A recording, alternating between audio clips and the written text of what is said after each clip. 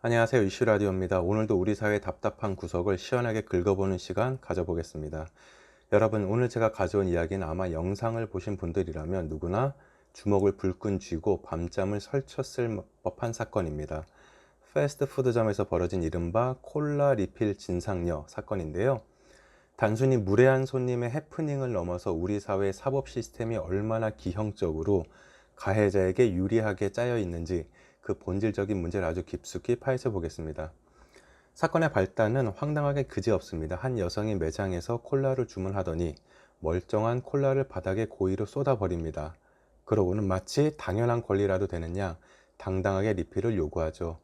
매장 규정상 리필이 불가능하다고 직원이 정중히 거절하자 이 여성의 추악한 본색이 드러나기 시작합니다.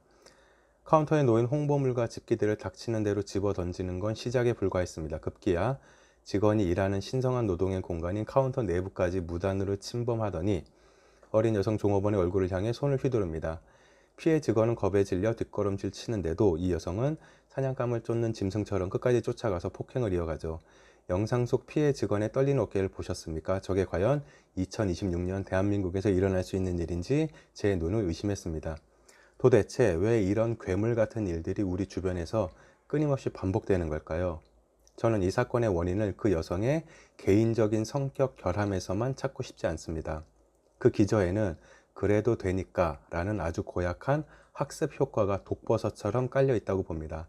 내가 이렇게 난동을 피워도 결국 매니저나 본사 사람이 달려와서 나 대신 사과하겠지. 전에도 이렇게 하니까 결국 미안하다면서 서비스 하나 더 얹어주던데 하는 식의 뒤틀린 경험들이 쌓여서 이런 무법자를 만든 겁니다.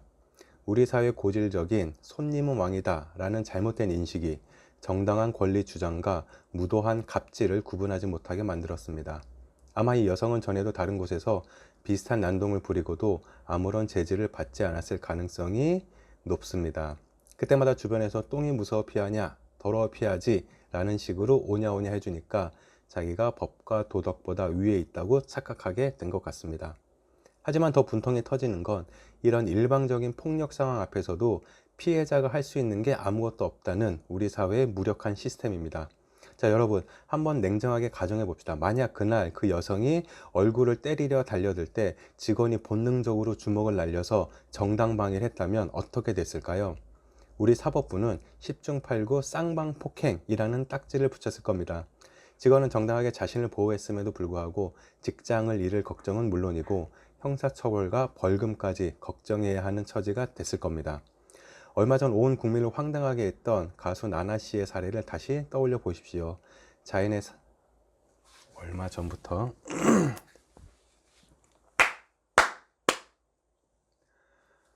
얼마 전 온 국민을 황당하게 했던 가수 나나 씨의 사례를 다시 떠올려 보십시오. 자신의 사적인 공간에 침입한 강도를 나나 씨가 제압하고 때렸더니 그 도둑놈이 자기가 폭행당했다며 고소하는 어처구니 없는 코미디가 벌어졌습니다. 이게 지금 대한민국의 민낯입니다. 우리 법은 맞은 사람의 억울함보다 때린 사람이 얼마나 다쳤는지를 먼저 계산기 두드리듯 따집니다. 가해자가 나도 맞았다 라고 주장하는 순간 사건의 본질은 사라지고 진흙탕 싸움이 되어버립니다. 진상들은 이 법의 허점을 너무나 잘 알고 있습니다. 어디 한번 쳐봐, 너만 손해지 라는 배짱으로 더 기세등등하게 날뛰는 겁니다. 저는 단언합니다. 외국처럼 타인의 신체에 먼저 위해를 가하거나 위협을 가했다면 그 다음 벌어지는 모든 대응에 대해서는 가해자가 전적으로 책임지는 시스템이 도입되어야 합니다. 한마디로 먼저 주먹 날린 놈은 쳐 맞아도 할 말 없게 만들어야 한다는 것입니다. 지금 많은 법률 전문가들이 이 여성에 대해 폭행죄, 상해죄, 업무방해죄 등등을 운운하며 사법 처리를 이야기합니다. 그런데 여러분, 우리 솔직해 봅시다. 이 여성이 정말 엄중한 처벌을 받을까요? 저는 단언컨대 이 여성이 결국 솜방망이 처벌을 받고 풀려날 것이라고 확신합니다. 법원은 아마 늘 하던 대로 이렇게 말할 겁니다. 피해자가 실명하거나 뼈가 부러지는 등 치명적인 부상을 입지 않았다. 매장의 기물이 파손되었으나 금전적 손실에 회복 불가능한 수준은 아니다.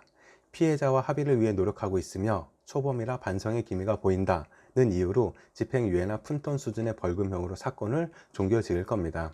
그럼 이 여성은 어떻게 될까요? 잠시 자중하는 척하겠지만 속으로는 별거 아니네 라며 비웃을 겁니다.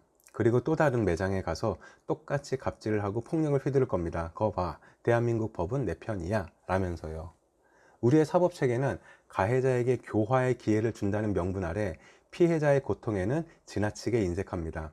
하지만 진정한 정의란 무엇입니까? 피해자의 눈물을 닦아주고 가해자가 자신이 저지른 죄의 무게를 온몸으로 느끼게 하는 것입니다. 함부로 남의 얼굴에 손을 올린 자는 자신의 얼굴도 보호받지 못할 수 있다는 공포를 느껴야 합니다. 남의 귀한 자식을 때린 자는 자신의 일상도 무너질 수 있다는 것을 뼈저리게 깨달아야 합니다. 눈에는 눈, 이에는 이라는 함무라비 법정의 원칙이 잔인하게 들리십니까? 아닙니다. 저는 이것이 가장 공정하고 합리적인 복수이자 동시에 가장 강력한 예방법이라고 생각합니다. 남에게 폭력을 행사한 만큼 똑같이 당하고 남의 생계를 방해한 만큼 자신의 재산도 몰수당해봐야 그 무거운 책임감이라는 것을 비로소 배울 수 있기 때문입니다. 영상을 보고 계신 시청자 여러분께 묻고 싶습니다. 언제까지 우리는 서비스직 노동자들이 누군가의 감정 쓰레기통이 되고 이유 없는 폭행의 타깃이 되는 것을 지켜만 봐야 하겠습니까? 그리고 정당 방위조차 인정받지 못해 숨죽여 울어야 하는 이 굴욕적인 사법 현실을 언제까지 용인해야 하겠습니까? 법이 가해자의 인권을 보호하기 위해 피해자의 생존권과 대응권을 짓밟는 상황은 이제 멈춰야 합니다. 가해자가 미안하다라고 말하기 전에 법이 먼저 네 죄가 무겁다라고 준엄하게 꾸짖어야 합니다.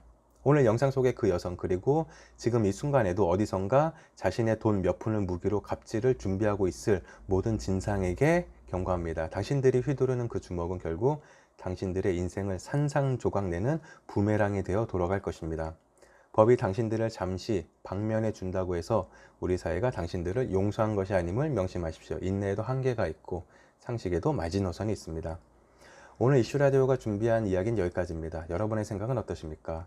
여러분이 만약 그 현장의 직원이었거나 혹은 그 광경을 목격한 손님이었다면 어떻게 행동하셨을까요? 우리 사회가 진정한 상식을 회복하고 피해자가 당당해질 수 있는 법의 모습은 무엇일지 여러분의 날카로운 의견을 댓글로 남겨주십시오. 여러분의 목소리가 하나로 모여야만 이 거대한 바위 같은 사법 체계를 조금이라도 움직일 수 있습니다. 긴 시간 함께 해주셔서 진심으로 감사합니다. 저는 더 정의로운 이슈를 다시 찾아뵙겠습니다. 지금까지 이슈라디오였습니다.